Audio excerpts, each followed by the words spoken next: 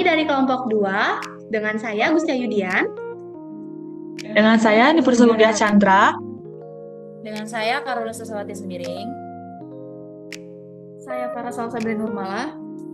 Saya Riandi John Parsamosir. Dan saya Redina Akbar. Di sini kami akan menjelaskan tentang pemilihan moda dengan formulasi modal selisih. Saat ini sepeda motor masih menjadi pilihan utama masyarakat karena dianggap lebih cepat, murah, dan fleksibel. Padahal pemerintah sudah menyediakan alternatif seperti bus Transmetro yang lebih aman dan ramah lingkungan. Sayangnya peminat bus ini masih rendah, maka penting untuk mengetahui apa yang membuat masyarakat tetap memilih motor dibandingkan bus. Nah, dari sinilah muncul pertanyaan, apa sebenarnya yang membuat masyarakat tetap memilih sepeda motor? Apa yang kurang dari transportasi umum kita? Untuk itulah, kami mencoba menjawabnya dengan membandingkan dua moda ini menggunakan pendekatan modal selisih. Baiklah, izin menjelaskan mengenai data awal dari perhitungan yang akan kami sampaikan. Jadi, untuk data awalnya itu kami ambil dari Lapum mengenai pemilihan moda antara sepeda motor dan bus Transmetro Pekanbaru, di mana didapatkan data seperti yang bisa kita lihat bersama di layar, di mana kami mendapatkan 8 skenario, di mana masing-masing moda memiliki variabel yaitu X1, X2, dan X3 dengan nilainya yaitu X1 untuk sepeda motor yaitu 10.000, X2-nya 25 menit, dan X3-nya 1 menit. Sedangkan untuk bus Transmetronya, X1 atau biaya perjalanannya yaitu 3.000, waktu dalam kendaraannya 30 menit, dan waktu menunggu kendaraannya yakni 3 menit. Dengan persentase sepeda motor dan persentase bus Transmetro seperti yang bisa kita lihat di layar. Di mana jika dijumlahkan antara persentase sepeda motor dan persentase bus Transmetro didapatkan 100%.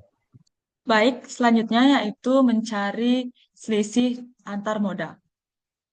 Nah, untuk mencari selisih antar moda, yang pertama yaitu mencari nilai X1, di mana nilai X1 ini didapat dari nilai X1 dari bus Transmetro dikurang dari nilai X1 dari sepeda motor yaitu 10.000 dan mendapatkan hasil min 7.000. Kemudian, untuk mencari nilai X2, di mana nilai X2 ini didapat dari nilai X2 bus Transmetro dikurang dari nilai X2 sepeda motor dan mendapatkan hasil 5. Kemudian, untuk mencari nilai X3 yaitu menggunakan rumus nilai X3 dari bus Transmetro yang ini dikurang dari X3 dari sepeda motor mendapatkan hasil yaitu 2. Nah, kemudian yaitu untuk mencari nilai Y yang ini. Di sini kami menggunakan rumus yaitu ln 100 dikurang P1 dibagi P1. Nah, kenapa menggunakan nilai 100? Yaitu karena nilai 100 ini merupakan nilai yang paling maksimal dalam persenan. Untuk mencari nilai Y yaitu nilai ln dikali 100 kurang 73% dibagi 73%. Dan mendapatkan hasil min 0,9946. Kemudian mencari nilai X kuadrat. Nah, untuk mencari nilai X kuadrat ini menggunakan nilai X1. Kenapa menggunakan nilai X1? Karena dalam studi kasus ini lebih berfokus pada selisih biaya perjalanan, sehingga rumus yang digunakan yaitu X1 dipangkatkan 2. Dapatkan hasil min 7 dipangkatkan 2 yaitu 49. Dan yang terakhir untuk mencari nilai XY yaitu menggunakan rumus nilai X1 dikali dengan nilai Y, mendapatkan hasil yaitu min 7 dikali min 0,9946 yaitu 6,9623. Dan setelah semua hasil yang didapatkan, kemudian dicari total semuanya dari nilai X1 min 52, nilai X2 100, nilai X3 24, nilai Y min 12,96, nilai X kuadrat 340, dan nilai XY yaitu 83,79. Selanjutnya, untuk mencari nilai A dan B, kita bisa menggunakan dua cara. Yang pertama dengan perhitungan manual, dan yang kedua dengan perhitungan menggunakan analisis data Excel. Untuk perhitungan manual, kita bisa menggunakan rumus A sama dengan sigma Y dikali sigma X kuadrat dikurangi sigma X dikali sigma XY dibagi dengan N dikali sigma X kuadrat dikurangi sigma X kuadrat. Didapatkan dari metode regresi nilai R square-nya adalah 0,85, yang artinya data tersebut sudah mewakili 85% model. Oleh karena itu, kita bisa melanjutkan ke tahap ANOVA. Kita bisa melihat bahwa nilai significance F-nya kurang dari 0,05 atau 5%. Sehingga kita bisa langsung mencari nilai A dan B-nya. Nilai A diperoleh dari nilai intercept yaitu 1,07 dan nilai B didapatkan dari X1 sama dengan 0,239. Baik, selanjutnya kita masuk ke tabel model choice. Di sini kita saksikan bahwasanya terdapat tabel dengan rentang 20 hingga minus 20. Ini menandakan bahwa uji sensitivitas biaya perjalanan logit biner selisih.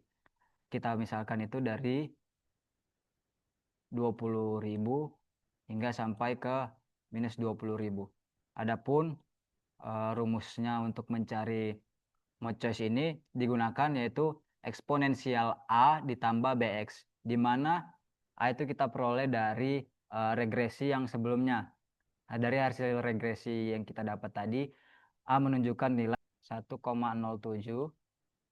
ditambah dengan BX. Nah, BX ini apa sih? BX itu adalah hasil dari regresi nilai B1, di mana nilai B itu kenapa menggunakan nilai B1?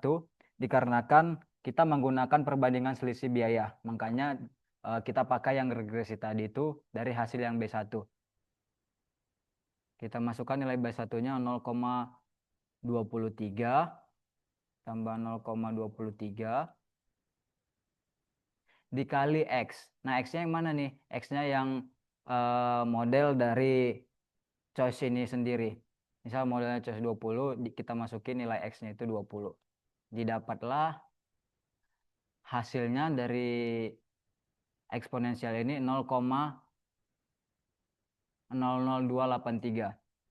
Selanjutnya, di sini ditemukan bahwa ketika nilai biaya itu sama antara sepeda motor dengan bis, itu tetap dominan kepada sepeda motor. Di mana di situ ditemukan bahwa 74% proporsi pengguna memilih sepeda motor dibandingkan bus, yaitu 26%. Selanjutnya di sini ada grafik perbandingan biaya perjalanan probabilitas model logit biner selisih, di mana ditemukan kalau tarik garis lurus di bagian ini ditemukan bahwa garis lurusnya itu berada di 70%. Di sini, pas di tengah-tengah grid ini.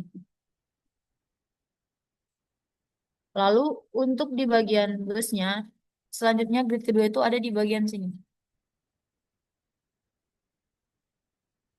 Ditarik lurus di garis biru sampai di -1 dan itu ada di -8. Nah, setelah itu kita baru menemukan bahwa ini menyatakan bahwa -8 itu adalah nilai 8.000. Agar bus itu mencapai proporsi 70%, dia itu biayanya harus lebih murah 8.000 dari sepeda motor. Setelah diketahui garis lurusnya di mana aja, di situ menyatakan bahwa ketika dia untuk 70%, dia itu harus lebih murah 8.000 daripada sepeda motor. Dengan biaya sepeda motor pertama itu adalah 10.000. Jadi untuk biaya usulan, supaya dia mencapai di 70%, maka itu adalah 10.000. Nilai pada SM itu dikurang dengan nilai biaya patokannya dari tabel ini 8.000, maka didapatlah hasilnya itu 10.000. Jadi kesimpulannya adalah untuk proporsi bus Transmetro PKU sebesar 70%, maka biaya perjalanan bus Trans Pekanbaru itu harus lebih murah 8.000 daripada sepeda motor. Dari perhitungan biaya untuk BTP itu menjadi 2.000 agar pemilihan moda itu bisa beralih daripada sepeda motor menuju bus. Itu berarti ada terjadi penurunan sebesar 50% dari biaya bus Trans Metro Pekanbaru saat ini. Itulah hasil paparan kami mengenai materi pemilihan moda dengan formulasi model selisih. Semoga dapat memberikan pengetahuan bagi kita semua. Terima kasih atas perhatiannya. Kami tutup. Wassalamualaikum warahmatullahi wabarakatuh.